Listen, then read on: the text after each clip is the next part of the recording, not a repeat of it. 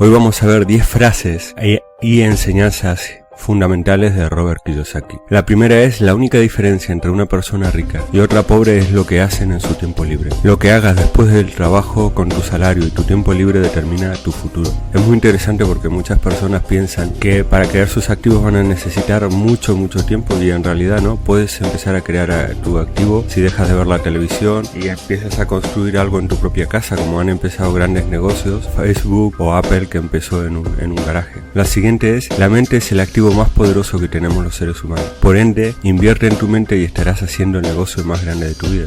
Un libro de 20 euros, un curso de 50 o 100 euros te puede parecer caro, pero a la larga, aunque solo con cada información nueva te lleves una idea, estarás cambiando tu vida para siempre. Ten cuidado a quien pide consejos. Yo recibo consejos de personas que están donde yo quiero llegar. Es decir, no pidas consejos sobre dinero a gente más pobre que tú, o a gente que no tiene ni idea. A veces lo hacen con la mejor intención, pero realmente no te pueden ayudar. Las grandes oportunidades no pueden ser vistas con los ojos, solo pueden ser vistas con la mente. Esto es verídico porque si no tienes la capacidad entrenada, tu mente entrenada para ver activos, no podrás verlos, como le pasa a la mayoría de los empleados y autoempleados. Las personas exitosas aprenden a sobreponerse a sus miedos en lugar de dejar que sus miedos manejen su vida. Y siempre que compramos un activo o empezamos a crear uno, hay miedo: funcionará, no funcionará, qué tal me irá. Hay que seguir adelante. Los perdedores son personas que tienen miedo a perder. Es importante saber que vas a perder, que a veces harás las cosas mal, pero toda esta experiencia es invaluable. Si no pierdes, nunca adquirirás la experiencia necesaria para crear un gran activo. Cambia tu enfoque de hacer dinero a servir para más personas. Sirviendo a más personas haces que el dinero entre. Increíble, muy bueno. Construir un negocio es la manera en que los ricos se han hecho muy ricos, porque es la principal forma de activo. Luego han comprado otros activos como viviendas,